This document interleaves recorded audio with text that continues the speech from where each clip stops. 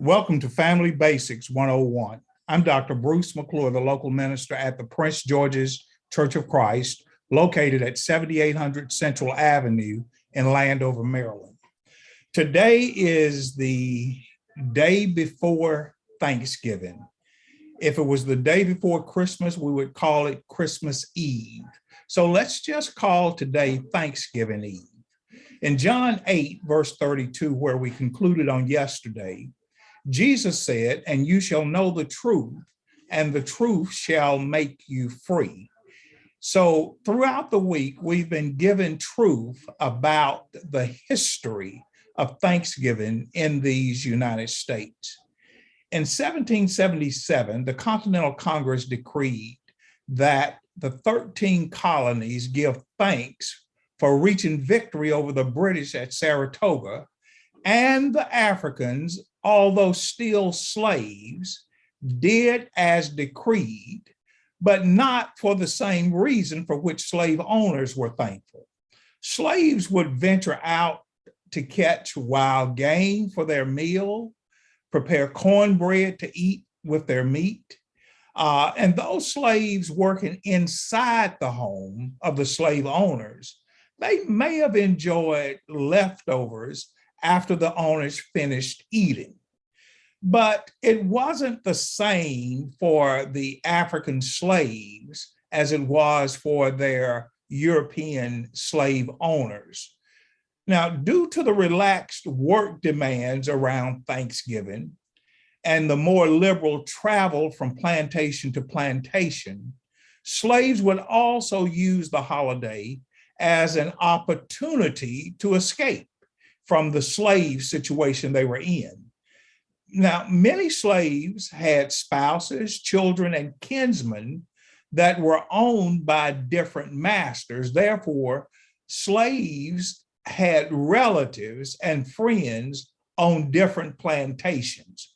So the slaves required travel passes from one plantation to the next to visit family, which explained the slaves' purpose for being on the road. In other words, if they were stopped, they had to show that travel pass. And that travel pass was very specific in terms of where they were going, whose plantation they were visiting, and who they were visiting at that plantation, and when they were expected to return to their original plantation.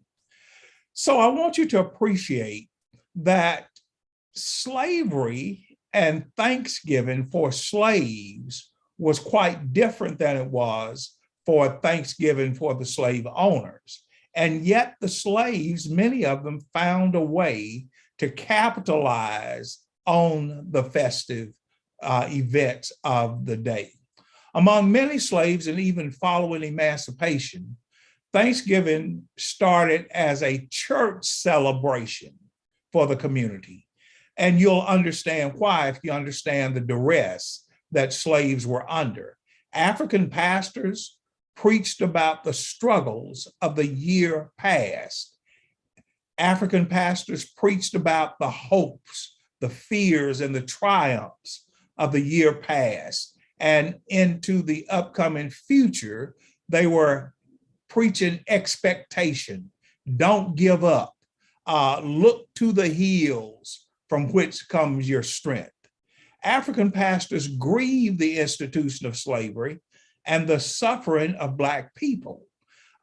So when you look at the Black worship experience, the Black church experience, the Black celebratory event, it was highly filled with emotion. And those emotions came from a place of hurt. Those emotions came from a place of anticipation, crying out. If you want to know what it really felt like to pour your heart out to the Lord, you probably could get a better experience from a slave or the preachers and the families that were under that type rule back during the 16th, 17th, and 18th century. African pastors invoked heaven to awaken slave owners to the sinful actions against God and to avenge and set the slaves free, because it's the slaves that understood these people are invoking the name of God. They are calling themselves religious Puritans, and they're calling themselves pilgrims in search of freedom to worship God. And yet we are under servitude that has no end in sight. So these African pastors, who could they call on except God in heaven? So they would invoke heaven to touch the heart, or for heaven to open a window from heaven to make this institution called slavery disappear. And keep in mind, we're talking about how slaves observed Thanksgiving. Thanksgiving was the one time in the year that slaves looked forward to spending time with those that had been torn away from their arms and from their care by the harshness of capitalists who operated under the cover of religion. And you also must understand that with slavery, there was this dark side of slaves being told that this was an event that they could celebrate, that they should rejoice in. But the slaves, even following emancipation, they did not see slavery and Thanksgiving the same way. Many of the slaves, they weren't provided special provisions of food for Thanksgiving. If they didn't go out and scrap for it or hunt for it, they didn't have it. So although they may have had a day off work, maybe it was a lighter day work, that did not mean by any stretch of the imagination they had turkey and ham and pies and dressing and just relaxed drinks. And they didn't have all of that. They still had the meager fare of the day.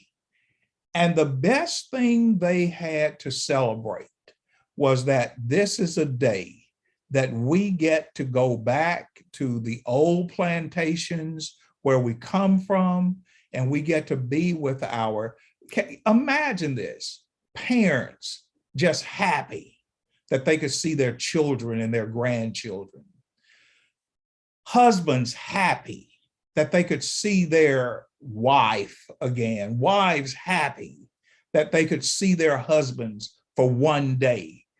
It was a time that slaves looked forward to in a way that the slave owners did not. It was a family event, a celebratory time for the family to see each other at least for a few hours in the day, and for them to touch each other and to encourage each other, and to see how they've grown, and to see that they've not been sent far, far away. One of the things that slaves were thankful for is that the slave masters had not killed their relative, or their relative had not died, or that their relative had not been sold away to a distant plantation somewhere. So each year during this Thanksgiving time, it was quite different coming from the heart of a slave, coming from the heart of a sharecropper after emancipation, than it was for individuals who had always enjoyed freedom, religious freedom, political freedom, capitalistic freedom. So as we move into Thanksgiving Eve today and celebrating Thanksgiving on tomorrow, what are you thankful for? What are you celebrating? What lessons will you take with you into tomorrow that we stand on the shoulders of individuals who've come on before us 400 years ago? Keep in mind, from 1621, this is 2021. We're talking about 400 years this year of this institution of slavery and the fight for liberty, the fight for freedom that is due everyone. Join me tonight at 7 o'clock, 7:30 for our midweek Bible study, and I'll give you more information about why we should be thankful and how we should celebrate, even as we study the book of 1 Peter, chapter 1 and chapter 4, beginning at verse number 7. So read the book of 1 Peter, especially chapter 4. If you have an opportunity, read the entirety of 1 Peter. Join me in Bible class tonight, and we will pull the two lessons together about Thanksgiving, slavery, and why we should look forward to the liberties we have in Christ instead of trying to live in the sinful situations that God has been so gracious to bring us out of. Again, thank you for spending time with me this week. Enjoy your time with family. And please do not forget to offer up thanks to God for his grace and his goodness over your life. I'll see you back in class, Family Basics 101 on Monday.